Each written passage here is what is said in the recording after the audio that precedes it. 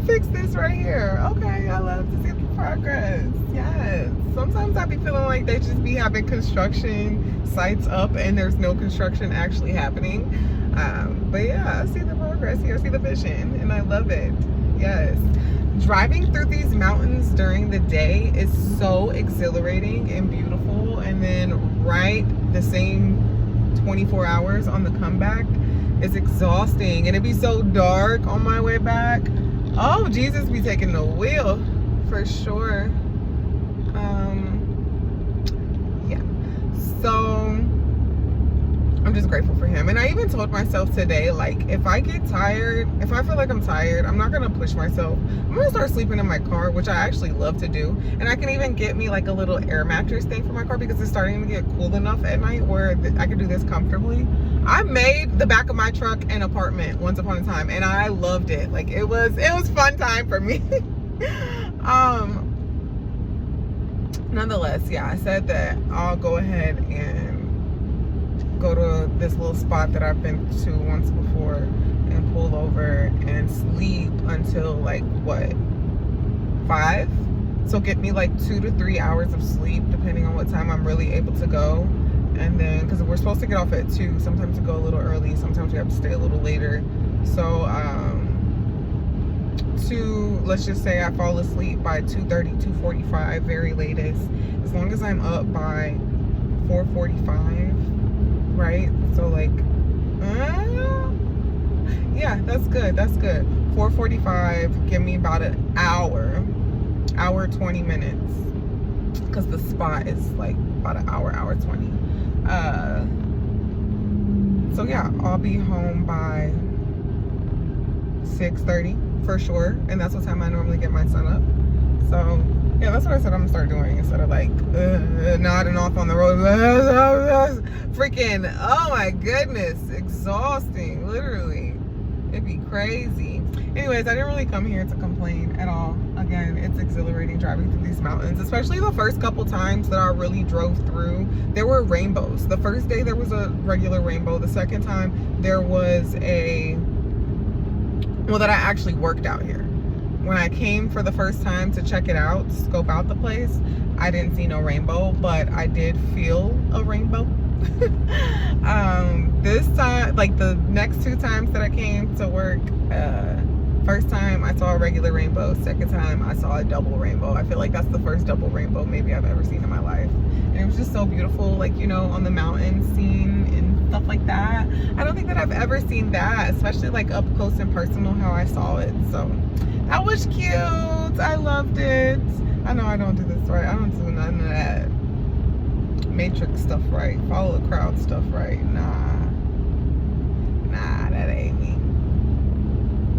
Anyways, I came on here to say I am so sorry that no episode has dropped for the past several 2 to 3 weeks. I feel like it's been at least 2 weeks for sure. It's not that I haven't tried to be quite honest. It's not that the content isn't there. It's not that I haven't grabbed the tools and the resources and attempted to share said content. It's that the enemy,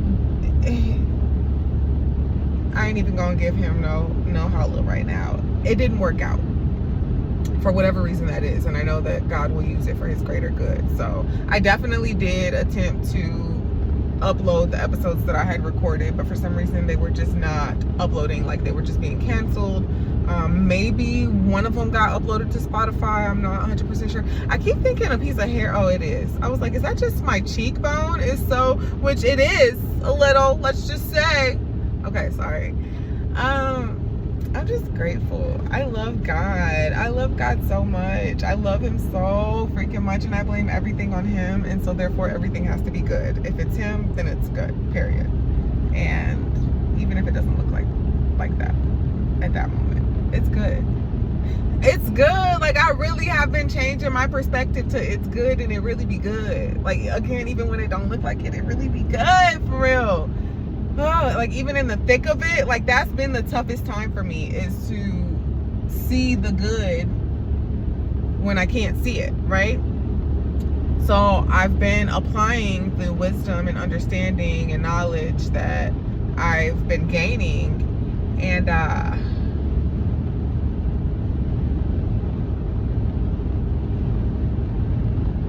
hold on, I'm not even gonna, I'll look at it later. My son and his friend are texting. They got me in a group chat, and I don't know, I feel like my son said something crazy.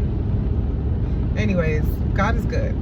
I love my kid too. My kid is so incredible. Like, the growth has been so beautiful. I love everything about life right now. I may not have everything that I feel like I should have, but I have everything that I need. Okay? And then some. And then a whole lot of some. So, really just came on here to apologize for things that are beyond my control. I gotta stop doing that, actually, too. I gotta stop doing that. I be telling everybody else, don't say sorry for things that you can't control. It's not your fault. Don't say sorry. But then I do it. But then is that like it? I'm gonna look up the concordance definition of sorry when I get home later, and we gonna figure out where this word is appropriate at. But yeah, I went back to the club. I'm back at the club. No, it doesn't have a chokehold on me. It doesn't at all. I just copied that from one of the other girls, actually. She came in Sunday night. We were really slow. She came in with her girlfriend, and since we were so slow, I guess she asked if she can get on stage. And so she got on the stage and killed it in some sweatpants and a sweatshirt. Baby, I was ready to throw the money that I did not make. So, anyways, I had asked her, I'm like, hey girl, why you don't work here no more? And I'm always like, I don't know, trying to just, I don't know. So anyways, I asked her, and she told me that she had endured something that caused her to no longer work. She was assaulted, is what she said. And I commended her on how well she performed for us just before that. And she said, she was like, yeah, I got years of practice. And then she did that, and she was like, oh, so many years, like I keep coming back. Like this is, she was like, this is like home. And I'm like, girl, baby, this little girl probably in her early 20s talking about years. Probably been 3 years. It could have been longer though. I don't much know. She could be in her mid 20s. Could have been 5. I don't know. All I know is I can certainly relate. And I've done a lot of other things. It's like I don't know how I found myself right back here. But I'm not sad about it. I'm really not. Like, I don't know. The journey is beautiful. Being humbled is becoming, I don't want to use the term comfortable, because it's really not comfortable at all, but it's becoming familiar. Familiar enough where I accept the humbling. Like, I accept the fact that it's not going to look the picture perfect way that I would prefer for it to look. It's not going to always benefit me. In fact, it'll rarely seem to be benefiting me in that moment, but there is something that is benefiting me in that moment and will come to light later on, or you know, however God works it out.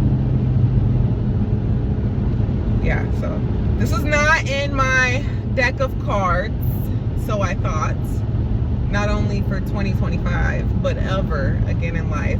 I just keep thinking, like, I've actually only thought about this a few times, but I remember last year I had lost my job on some foul stuff. I did some, like, I tried to like do some fraud basically. I tried to say that I had submitted my request for time off, and I really didn't. Like, I faked like I sent it to the wrong email. And so when I had screenshot it and, you know, send it like, hey, I did send it, but it looks like sent to the wrong email, and it didn't work out. It did not work out the way that I assumed it would. So when that happened, I kind of freaked out very briefly. When I say briefly, I mean like less than 20 minutes. So I like cried and, like, you know, dang near had or probably did have an anxiety and panic attack. And then I started to pray, as I always tend to do, and I'm so grateful. Like, now I'm not praying when it gets to that point. I'm praying like consistently, which I was at that time as well, but my prayers are deeper. They're deeper rooted now, for sure, 100%. And I believe believe going through something like that helped deepen those roots. So I prayed, and I'm like, I don't know why you allowed this to happen, God, but you obviously allowed it to happen for a reason. And so I'm basically like, okay, if you're gonna go at this point, you should just go, please. Thank you. Go. Just freaking go. So I'm like, God, we're not gonna do this again, is what I said. And that's the first time I've ever really like talked to him like that and been like, yo, this ain't that. You said in your word, and I've heard preachers like, you know, preach like that and pray and encourage us to do the same. But I'd never done it. And so I just did it in that moment. I said, yeah, we're not going back to the club. We're not. I'm trusting in you. You're gonna work this out. You gotta work this out, God. You have to. Because when I do it, I don't do it. Look it up. I mess it up every time. Every rip. So you take the wheel, Jesus. And he did. And he provided. And I'm not quite sure what the difference is now. I feel like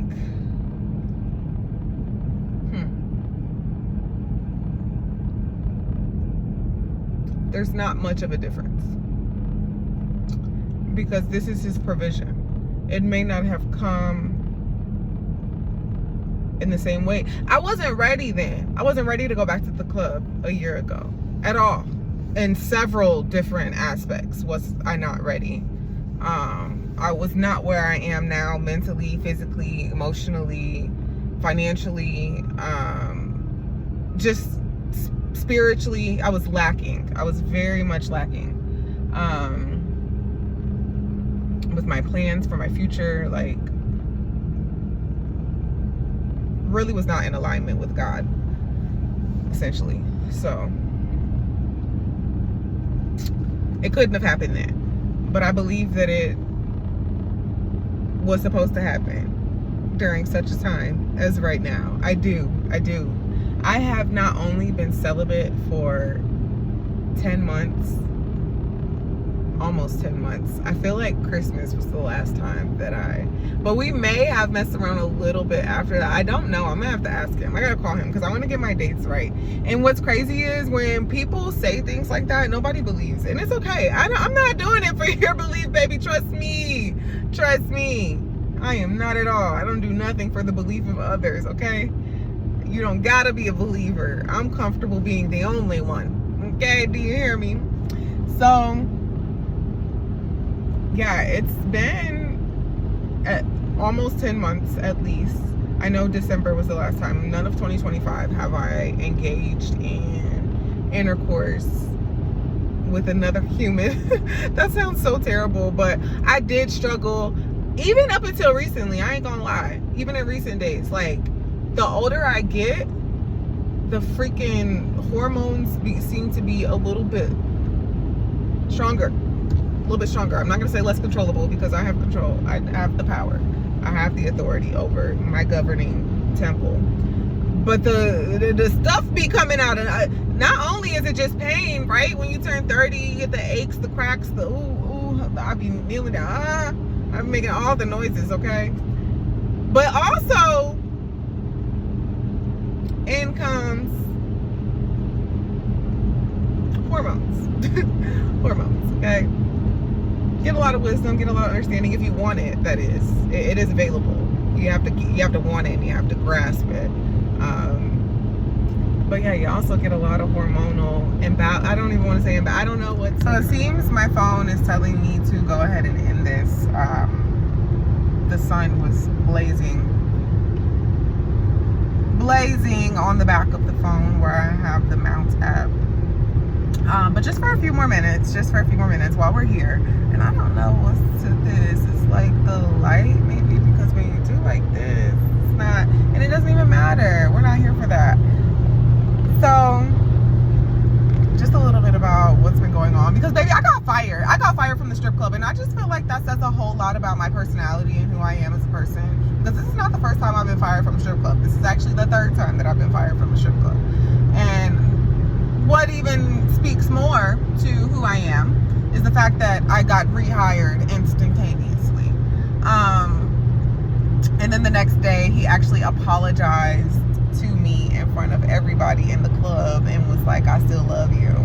So it needed to happen. Again, I'm just realizing that no matter what it looks like, it needs to happen. It's gonna work out for the good. So yeah, I was talking about the hormones and sex and celibacy and why I feel like I'm ready for whatever God is doing with me right now.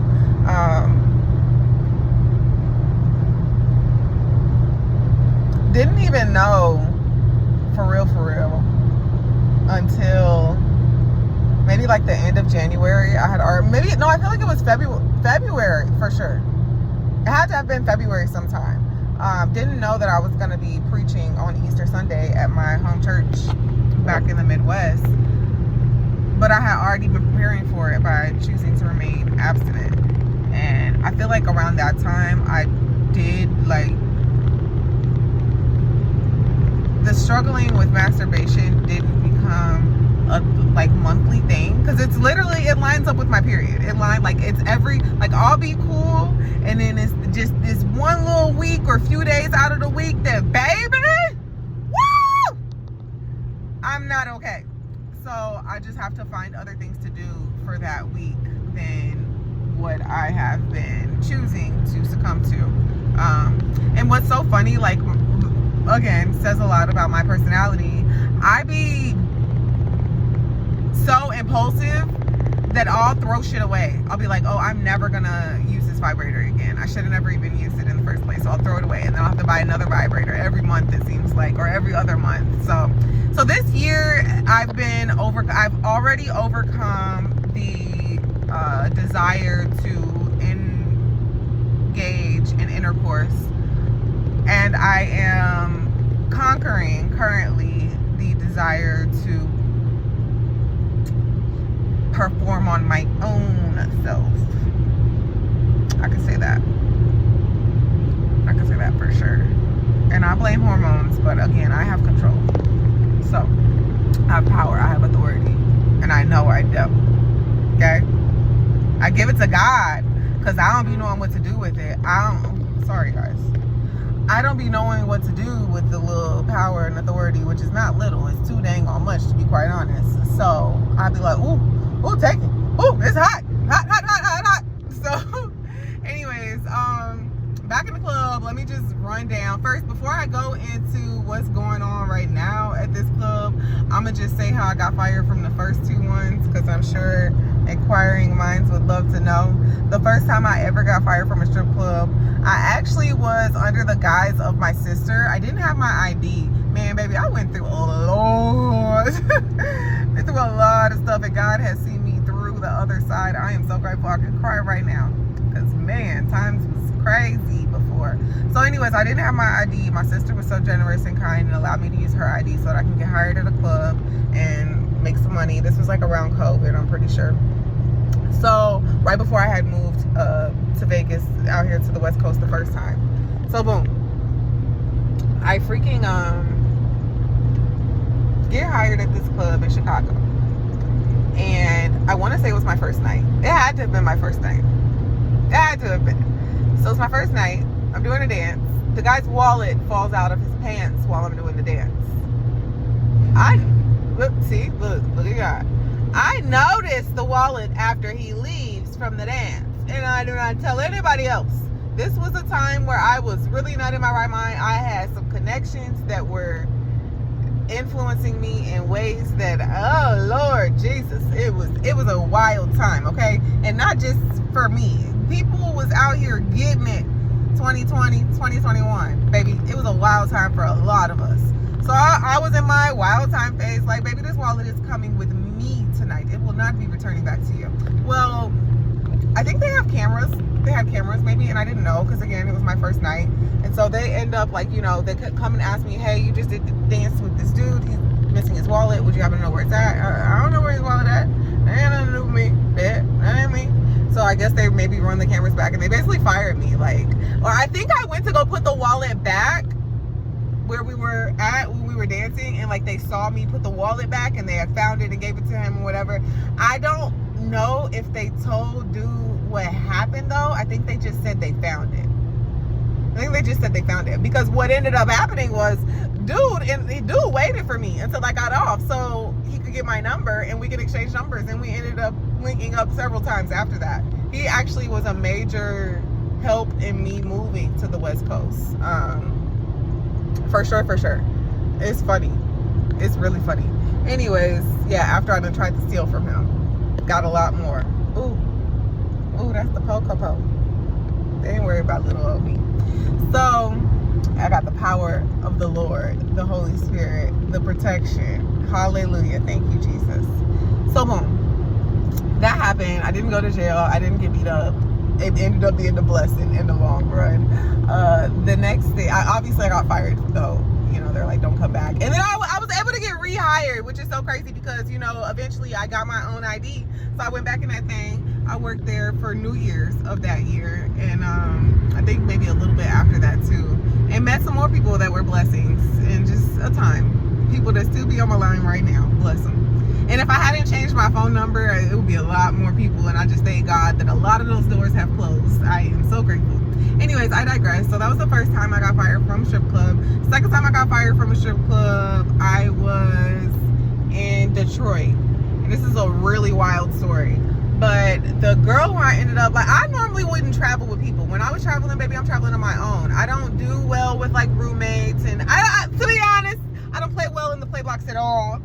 Friends and me, like, you got to be a really special person to deal with my really special ass. So my friends, like, I've got a few people who really understand me, and we got an understanding, right? And I'm so grateful for them.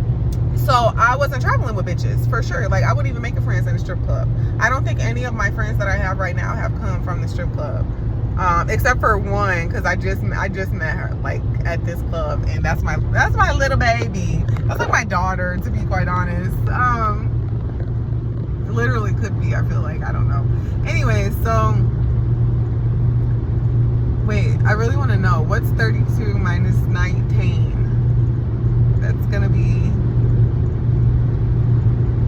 10 is 29 plus another 5, right? No, 3, sorry, 13. Damn.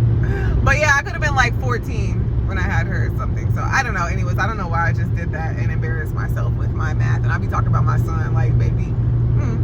Anyways, I know my math too. Don't try to play me, baby. I am a master's student in graduate school, then passed all the classes. So, boom, here we go. Ended up going against my better judgment, and this bitch was like damn near begging, sorry Lord, God bless the dead. This girl, fellow stripper from a club that I was dancing at in Louisville. Like, I don't even live in Louisville. I was just dancing out there. So I didn't, like, none of them girls was my friend. Like, I'm still following, and a lot of them are still following me on Insta. And so, sorry, I'm looking at text messages. Yikes.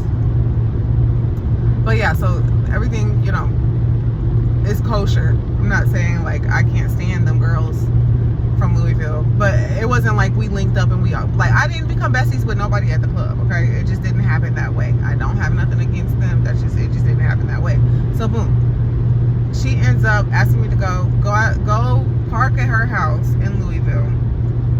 I don't even know where I was at the time. I was in Indiana somewhere. I feel like I was in Evansville working at first. So, and I want to say this all happened, like, anyways, I digress. I'm not even going to get into all that. But I feel like this all happened, like, in accordance with one another. Like, New Year's is when I went back and I worked at Jimmy's. Nah, that was the year after that. Anyways, it doesn't even matter. I've spent a lot of time talking about things that don't even matter. So, boom. Go to Detroit. Go to Louisville first. Park my car at her house. Ride to Detroit with her, which is like maybe, I don't know, it was like a 4-hour drive maybe. And everything was cool. Everything was really cool. First 2 days, everything cool. Second day, this dude, I'm sitting at a table with him at the club that we're working at, and he has a $100 bill sitting out on the table, and we're talking for like a good 30 minutes minimum. It's probably longer than that. And like, you're not trying to get no dance, you're not really doing nothing. I think maybe he bought me a drink or something, and so he's like, hey, I gotta go to the bathroom. And in hindsight, I do believe that I could have handled this way better, but this is just how this happened. So he gets up, he goes to the bathroom. Baby, I'm not finna sit around and you ain't take your $100 bill. Give me for my time, and I'll catch you on the flip side. So take his $100 bill. Get up. You want me to sit here and watch our, like, I don't know. Like, again, I'm more mature now, so maybe now I would do something like that. But at that time, baby, I was in my 20s. I was just fresh, a baby stripper for real. Like, I'm traveling. I'm making like City Girls was up at this time. So I said, boom, give me this 100 and I'm finna go get some more hundreds from other people, because you've been sitting here wasting all my time, only got me a drink out of this. Like, no, we're not doing this. So I took the $100 bill and I did. Well, next thing I know, the owner's telling me, hey, that's a regular, he wants his money back. He said he didn't give it to you, it was on the table. I'm like, baby, he gave it to me. Like, I'm not doing no refunds at no strip club. He'll be all right. It's 100 funky little dollars. And so he's like, nah, baby, you're new. This is my regular. Not losing my regular over you. Either ante up or get the fuck. And so I was like, okay with doing both at that time, since it become that serious. So I went and I told Star, was her name, her stripper name. I went and I told her, I'm like, hey girl, what do you want to do? Like, cause she had already been talking about leaving. And so I'm like, cause we were gonna go to another club that we had visited the day before. And I'm like, what you trying to do? Like, do you wanna, and then hindsight, I believe this was God protecting me, because I don't know, like, it's a Detroit club. The club that we were at, it was more diverse. It wasn't like a straight booty chic, like, it was a gentleman's club, the one that we were working at initially. The club that we were gonna go to the second night, that night before all this went down, it was definitely a trap, like, you know, booty shaking, trap music all night long, you know, which is where the money can be, but it can also be at the gentleman's club. So I just feel like in Detroit, you know, imagine we would have gotten into it there. Like, I don't know. Like, I just feel like God's protection was all around me during this whole encounter. So boom, I go tell her what's going on. She's like, girl, fuck this club. We finna go to the other club. We finna make some money. Keep your $100. We about to go. Let me go do this dance, and then we can leave. So, and again, in hindsight, I can see. But I think I went and asked her for her keys. A lot of shit be a blur to me because it's just be so much. But I think what happened was, like, I asked her, she said we were gonna go, and I was sitting in the dressing room and I was waiting. And they were like, no, you can't even be in the dressing room. You gotta fucking go. Get the fuck up out of here if you ain't gonna get his $100 back. So I'm like, okay, that's weird. So I went to go find her to ask her for her car keys. And she was like, bitch, you fucking up my money. And she actually muffed me too. She was like, you know, you fucking up my money. I'm like, whoa, okay. So yeah, we'll save the rest of that story for another time. But what happened here? Really cool club. Really cool club. I'm gonna be honest. So many things that I could say about it, and I guess I'll just start off with the girls. Like, are not catty. Like, obviously it's competition, but it's not like cutthroat. It's not dog eat dog like this industry is. Like the nightlife, like sex work is. Like, there is some coof, and there is some heart. There is some understanding. There's even like a bit of generosity, I would say, amongst some of them.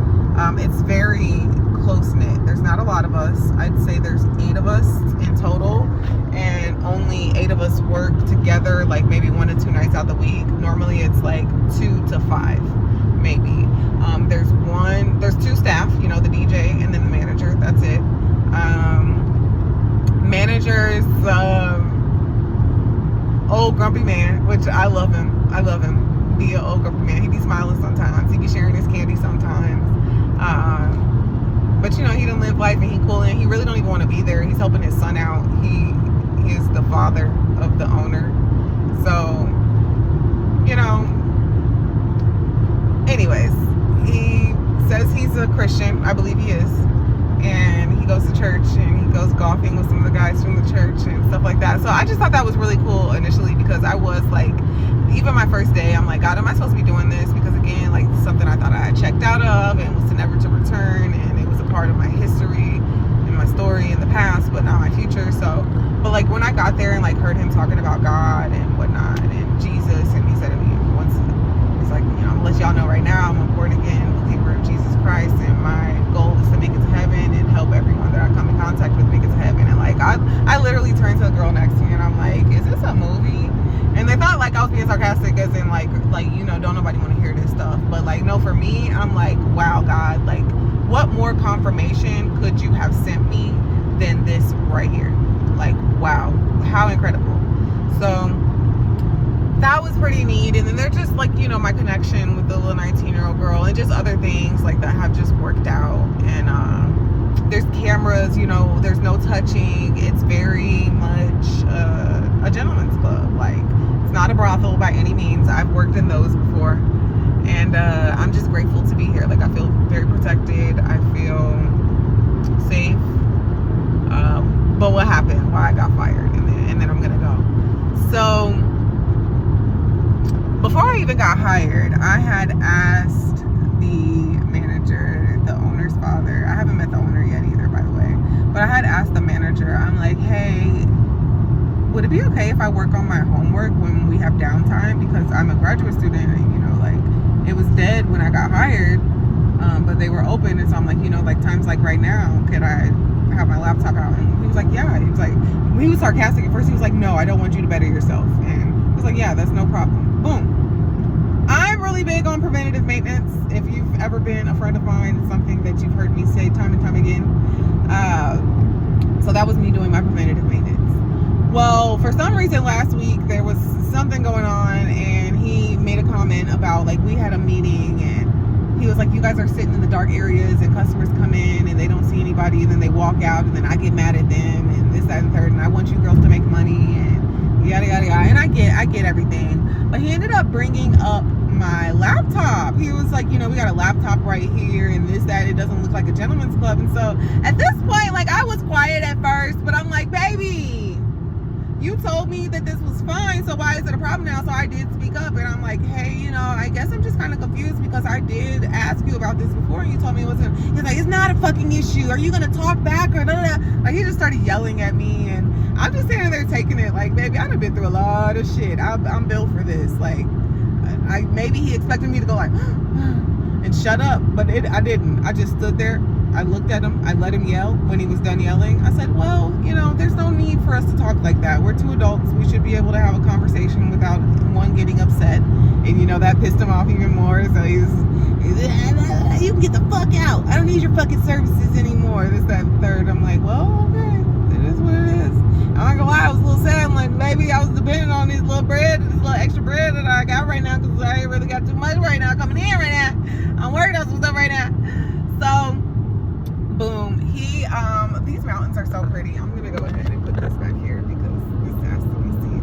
So, he fires me, and I go and get my stuff. I don't argue with him, because I really wasn't arguing with him. I was trying to get an understanding. Like, you said, this is okay. Is it okay? Is it not? Like, I'll try to work this out. But to be honest, like, this is why I asked before I even got hired here. Yada, yada, yada. He wasn't trying to hear shit I was saying, to be honest. So, he let me go.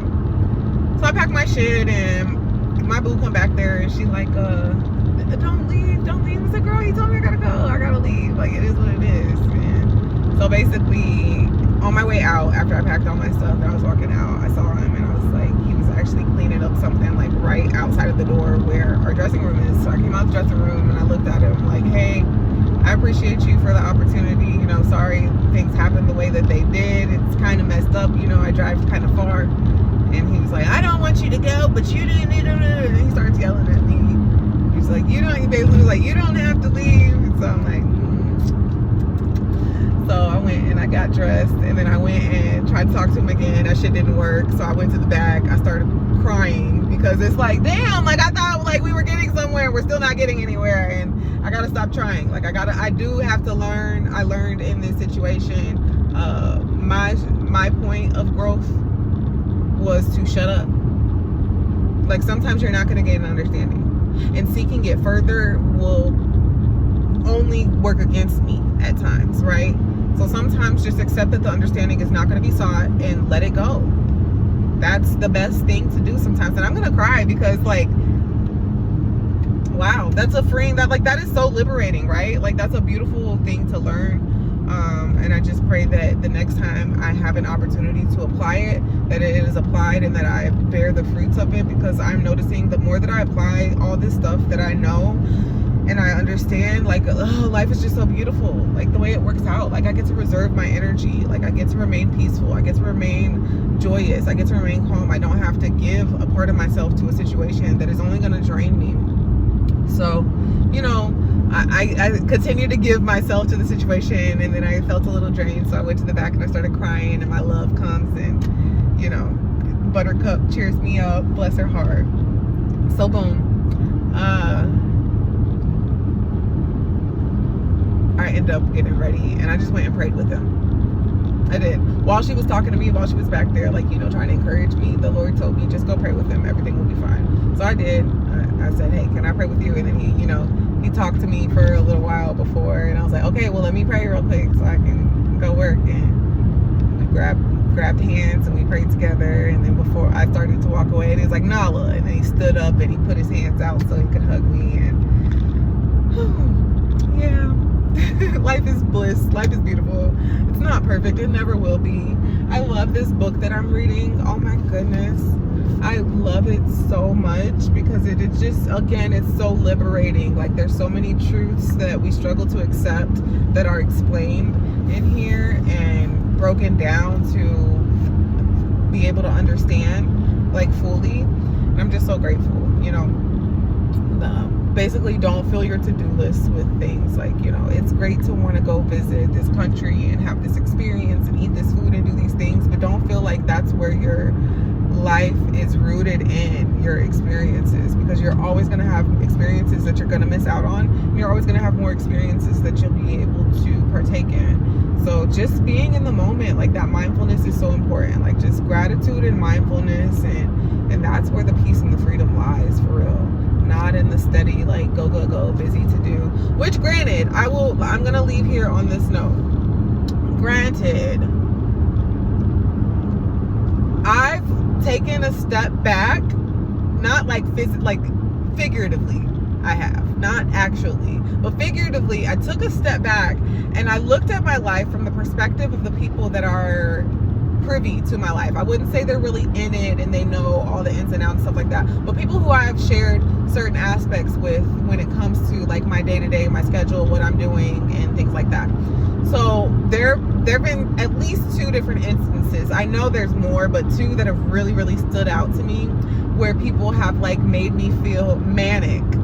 And I may be a little bit, I'm not gonna lie, but you don't gotta make me feel like but it's really not manic to me. I just rely on the presence of God and his power, and it never fails me. So it's not manic. It may seem manic to one who is not familiar with doing that and allowing it to be true for their lives. But for me, like, I know that that's what it is. It's not a manic episode, and it's not me being a busy bee and anything other than me allowing God to sustain me and truly being led by him. I feel that I have allowed him to order my steps, and there are more things that I can do to align myself with him, but for the most part, I'm on that path. That wave is in the right direction. So anyways,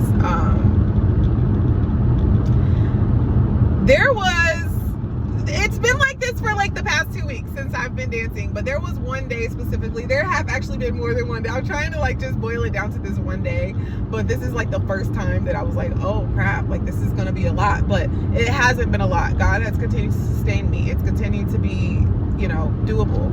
So literally drive out here an hour and a half to the club because I still want to do real estate. I still want to write my books. I still want to have a face for something else other than this. So I'm driving an hour and a half away. Driving back, I did try to stay out here one time. I missed my baby so bad, and I just got the ick in the hotel. It was not a nasty hotel, but it's just like something about hotels, just like other people have slept in this bed. I don't know what they've done. I know you guys have watched it, but did you get every quick nanny, this, da, da, da. You know, I don't know. I'll be right back too, because I don't know exactly where I'm going. Okay, we're good. Yeah, because I'm getting food. I'm not going right to the club first. So where I would normally turn right now, I'm like, I don't think I turned right here, and I was correct. See, when you clear out all those voices, God, you can hear God. That's why I'm glad I don't have a lot of friends that I just pick up the phone and gossip and talk to, because I just want to be clear of anything that's not Him, you know? So anyways, there was one day, I think this was 2 weeks ago, but this has happened again since then. But the first time it happened, I worked my daytime job all week while my son was at school, which is a really mindless job, to be quite honest. Like, it's nothing. It's so easy, but I am on my feet, you know, a little back and forth and whatnot. So anyways, I worked that job all week, Monday through Friday. When I got off on Friday, I picked up my son. I took my son home, made sure he had food, made sure everything was straight in the house. I left to come out here, drove back after working. So I have to be out here by 5:30, or I got to pay like an extra fee or whatever. So I'm trying to leave as early as possible. So came out here about 5:30, left 2:30. So it's really like a whole 8-hour shift. But for me, it's more like 11, closer 10 to 11, depending on how long it really takes me to get back and forth. Sometimes my foot's a little heavier than not. So yeah, did that Friday. Went to his basketball game Saturday morning. I think maybe he had 2 basketball games that Saturday morning. So I slept just for a couple hours before taking him his basketball games. But after his basketball games, I slept some more. I took another nap. Drove back out Saturday. Drove back home Sunday morning. Sunday morning, he had another basketball game. Went to that basketball game. Went home. Actually, I think we went and ate first. Went and ate. And then went home and napped for a little bit. Drove back out here Sunday. Did that again. 5:30, 2 a.m. Went to work Monday morning after I dropped my son off at my daytime job while he was at school. After he got home from school, got us dinner, and then he had a doubleheader that started at 5:30. So I went and watched 2 baseball games, and I barely made it through the last one. But yeah, so that's just been a little glimpse of how life is. But God is my strength, and I love Him so much. And I'm gonna go ahead and go because I need my GPS now. But it's been fun, and I'm glad to be back here. And I have been consistent, but I will continue to be consistent and pray against any scheme of the enemy. I know that my calling is more so books than podcasts, but I know that He'll use this as well, because there's certain people that ain't gonna read, you know. So I love you. Thank you for always joining me. See you soon.